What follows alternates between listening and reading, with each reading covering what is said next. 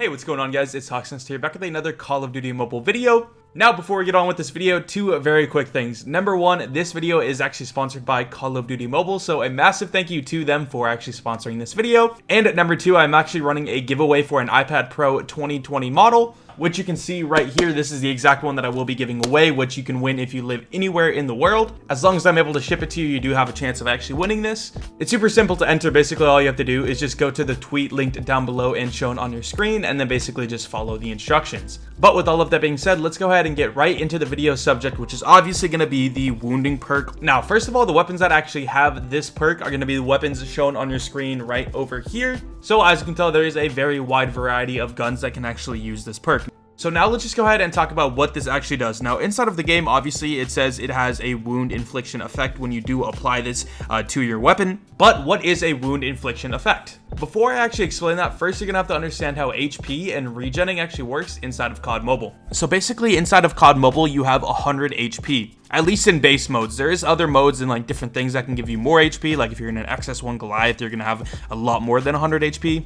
Or I believe in Capture the Flag, if you actually have the flag, I think your HP goes to like 150. I haven't really checked that, but for most game modes, you're going to have 100 HP. And then when someone actually shoots you, their weapon will deal a certain amount of damage.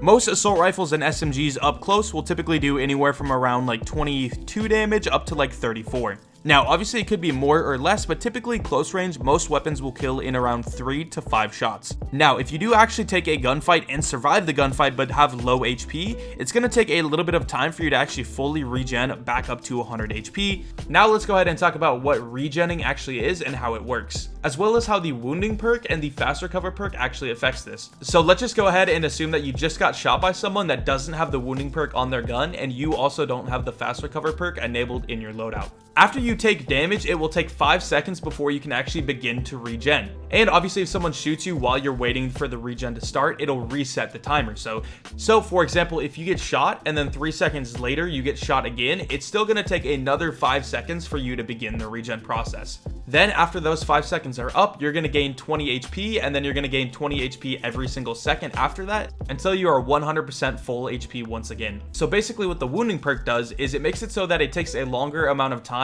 for the regen to actually start for someone. So once again, it normally takes 5 seconds after the last shot to begin the regen process. But if you do get shot by a weapon with the wounding perk, it's going to take 8.15 seconds for the regen to start. And then once the regen starts, you're going to instantly heal 20 HP. And then once again, every second after that, you're going to go up 20 HP once again. So the rate that you actually heal won't be changed at all when you get shot by a weapon with the wounding perk. Now, this perk isn't going to be extremely useful on weapons that you do use at extremely long ranges, because typically when you take a long range fight, you're going to fight the person until either you die or the other person dies.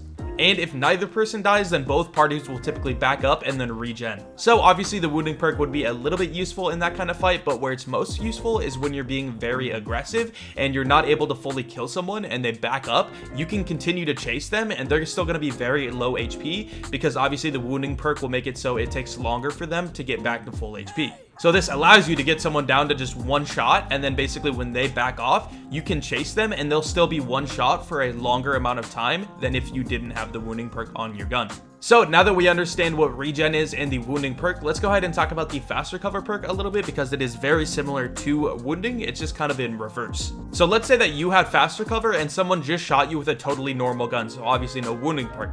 Basically, when you get shot, it's going to take 3.8 seconds for you to begin the regen process.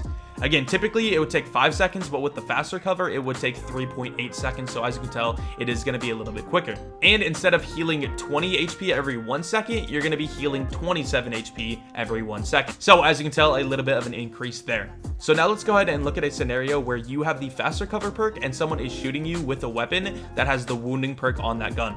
In this scenario, it would take 7.8 seconds for the regen to start after you took damage. And once again, if they do shoot you again, it's going to reset this time. Then because you have fast recover, you're going to heal at a rate of 27 HP every 1 second. Now, I did want to mention the quick fix perk inside of this video as well, but that one is a lot more complicated and just works in a different way, so I decided not to include it inside of this video, especially because we'd have to look at a lot of different possibilities if we did throw that one in the mix as well. So maybe in the future we'll do a whole separate video on that perk, kind of covering whether or not it's good and how to use it and what the best case scenario is with that perk. But if you guys did enjoy this video, make sure to drop a like and a sub down below, and once again make sure to check out the iPad giveaway on Twitter, linked down below. But with all of that being said, hope you guys enjoyed, and I'll see you guys later. Peace.